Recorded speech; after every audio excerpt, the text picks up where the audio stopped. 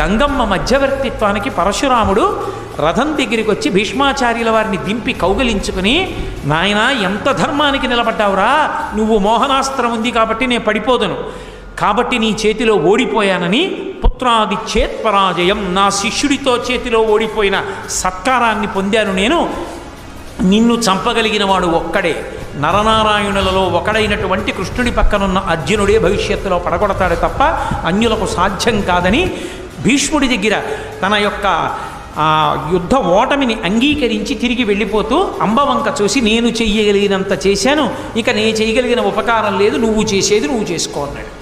ఈ జన్మలో సాధించలేని దాన్ని వచ్చే జన్మలో సాధిస్తానని.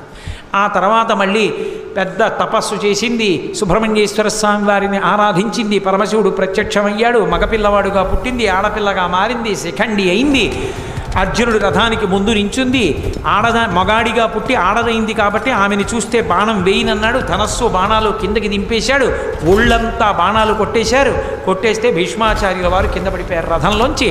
అది వేరు మాట, అదంతా భీష్మపర్వమి. కాబట్టి భీష్మాచార్యుల వారికి కూడా సమస్తమైనటువంటి విలువిద్యని ఇచ్చినటువంటి మహానుభావుడు పరశురాముడే.